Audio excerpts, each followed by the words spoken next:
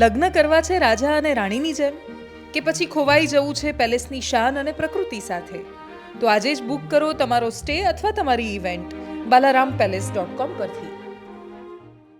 નમસ્કાર, weather analysis સાથે હું છું પાયલ અને હવામાન વિભાગ અને હવામાન નિષ્ણાંતની ભારે આગાહી પછી ઘણી બધી જગ્યાએ વરસાદ થોડો ધીરે થઈ ગયો છે.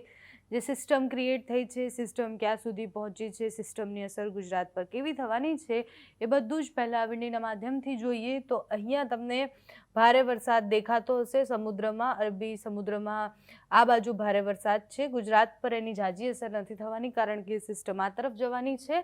પણ આપણે બંગાળની ખાડીની જે સિસ્ટમની વાત કરતા હતા, અહીંયાથી સિસ્ટમ ધીરે ધીરે મધ્યપ્રદેશ તરફ અને પછી જેમ આગળ વધશે એમ ગુજરાત પર એની અસર થશે.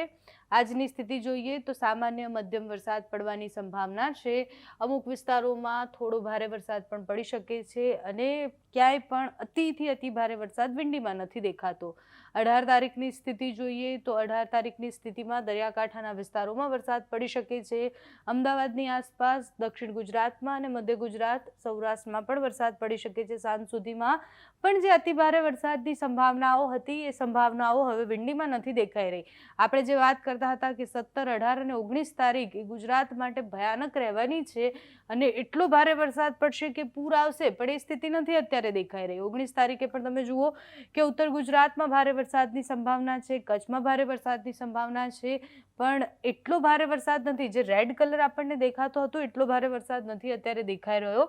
20 તારીખે તો નહિવત સંભાવનાઓ અત્યારે દેખાઈ રહી છે. છૂટાછવાયા સામાન્ય વરસાદની સંભાવના છે. 20 અને 21 તારીખે પણ સામાન્ય વરસાદ થઈ શકે છે. બાકી અતિથી અતિ ભારે વરસાદ જે હવામાન નિષ્ણાંતો કહી રહ્યા હતા એટલો ભારે વરસાદ વિંડીમાં અત્યારે નથી દેખાઈ રહ્યો. તો આવું કેમ થયું છે એ સ્થિતિ પણ સમજીશું. હવામાન નિષ્ણાંત સાથે આજે વાત કરીને સમજીએ કે આવું કેમ થયું.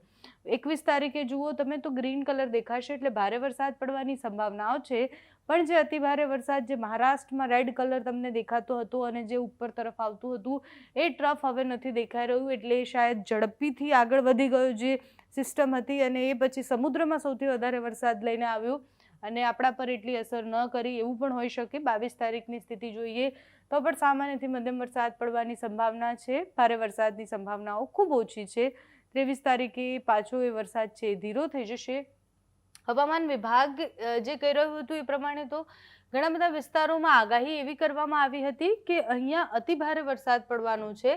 ઘણા બધા વિસ્તારોમાં એવી પણ આગાહી કરવામાં આવી હતી કે એ જે વિસ્તારો છે ત્યાં પૂર આવી શકે તેવી સંભાવના છે. પણ એ બધાની વચ્ચે અત્યારની સ્થિતિ આપણે જે વિંડીમાં જોઈ ત્યાં સ્થિતિ કંઈક અલગ દેખાય છે. જો કે હવામાન વિભાગે 17 તારીખની જે આગાહી કરી છે એ જોઈએ આપણે, કારણ કે 17 તારીખે ભારે વરસાદની સંભાવનાઓ છે. પણ આ તમે જુઓ કે 16 તારીખે આ બધા વિસ્તારોમાં રેડ એલર્ટ આપ્યું હતું. એ બધા વિસ્તારોમાં ભારે વરસાદ પડ્યો છે.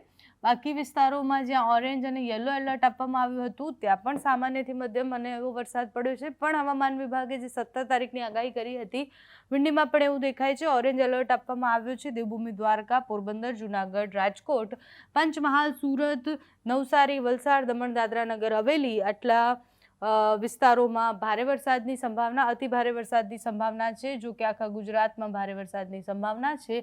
એ પછી કચ્છ હોય, બનાસકાંઠા હોય, પાટણ હોય, મહેસાણા, સાબરકાંઠા, ગાંધીનગર, અમદાવાદ, સુરેન્દ્રનગર, પોરબંદર, બોટાદ, અમરેલી, ગીર સોમનાથ, ભાવનગર, વડોદરા, ભરૂચ, નર્મદા, દક્ષિણના ભાગો એટલે નર્મદા, તાપી, ડાંગ અને આ બાજુ મધ્ય ગુજરાતના ભાગો એટલે મહીસાગર, દાહોદ, છોટાઉદેપુરવાળા વિસ્તારોમાં પણ ભારે વરસાદ પડી શકે છે. પણ પ્રશ્ન ત્યાં જ આવે છે કે જ્યારે હવામાન વિભાગ અને હવામાન નિષ્ણાંત એવી આગાહી કરે છે કે અતિથી અતિ ભારે વરસાદ પડી શકે છે, હવામાન નિષ્ણાંતોનું એવું પણ કહેવું હતું કે વરસાદ એટલો વધારે પડશે કે અમુક જગ્યાએ પૂર આવવાની સ્થિતિ થશે. પણ એ સ્થિતિ અચાનકથી કેમ બદલાઈ ગઈ?